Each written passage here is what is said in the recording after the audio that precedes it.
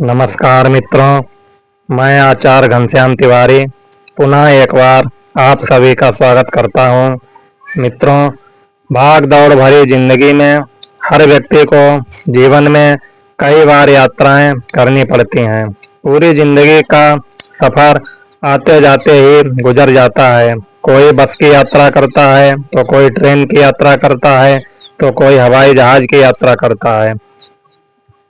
आपके जीवन की कौन सी यात्रा सुखद रहेगी, कौन सी कष्टदायक रहेगी, किस यात्रा से धन लाभ होगा, किस यात्रा से चोरी या हानि होगी, इन सभी बातों की जानकारी आप अपनी जन्म कुंडली से प्राप्त कर सकते हैं। यात्रा का विचार बृहस्पति तथा केतु से किया जाता है।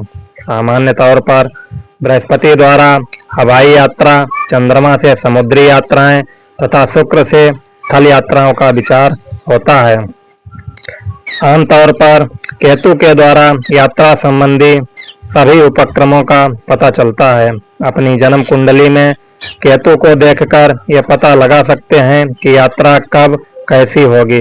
तो आइए जानते हैं कि कुंडली के प्रथम भाव से लेकर द्वादश भाव में केतु को देखकर ये पता लगा सकते हैं कि यात्रा कैसी होगी, किस प्रकार की होगी। साथियों, इससे पहले आप लोगों से एक निवेदन है, आप लोग अगर हमारे चैनल पर नए हैं तो चैनल को सब्सक्राइब अवश्य करें और बेल आइकन का बटन दबाएं ताकि हमारे चैनल द्वारा जो भी जानकारी निकलती है उसका आप लोग ज़्यादा से ज़्यादा लाभ उठा सकें। तो आइए मित्रों, शुरू करते हैं प्रथम भाव से। अगर किसी जातक की जन्म कुंडली में लग्न में केतु हो तो यात्रा के लिए पूर्ण तैयारी समझें। लगन में केतु होने पर जातक अपने कार्य के लिए लंबी लंबी यात्राएं करता है तथा ये यात्राएं सफल भी रहती हैं। अगर किसी जातक की जन्म कुंडली में द्वितीय घर में केतु हो, द्वितीय घर में केतु के होने पर धन तथा उन्नति के लिए यात्रा करनी पड़ती है। जातक यात्राएं करके बड़े बड़े धन लाभ अर्जित करता है। अगर किसी जातक की लगन कुंडली के तृतीय घर में केतु के होने पर बुध भाई बंधुओं से दूर परदेश में निवास स्थान करवाता है। अगर किसी व्यक्ति के तृतीय घर में केतु हो तो ऐसे व्यक्ति की भाइयों से पटरी नहीं खाती है और बंधु भाइयों से दूर परदेश में उसे अपना जीवन गुजारना पड़ता है। चतुर्थ घर में केतु के होने पर ज्यादा दूर की यात्राएं नहीं करनी पड़ती हैं। माता पिता के निवास स्थान तक ही यात्राएं करनी पड़ती हैं। यदि केतु किसी जातक की जन्म कुंडली के पंचम भाव में हो तो संतान के लिए या संतान से मिलने के लिए जातक को यात्राएं करनी पड़ती हैं। कुंडली में गुरु शुभ हो तो यात्रा अच्छी अनजान जगहों की होती है।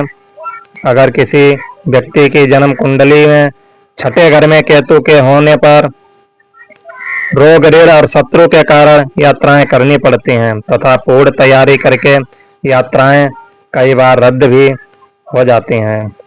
सप्तम भाव में केतु के होने पर व्यापार या पत्नी से संबंधित जुड़े कर्मों के लिए यात्रा करनी पड़ती है।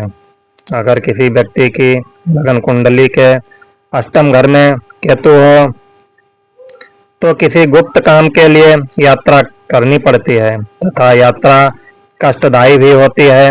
अगर जातक यात्रा पर न जाए, यात्रा स्थगित कर दे तो भी उसे अनेक बीमारियों का सामना करना पड़ता है।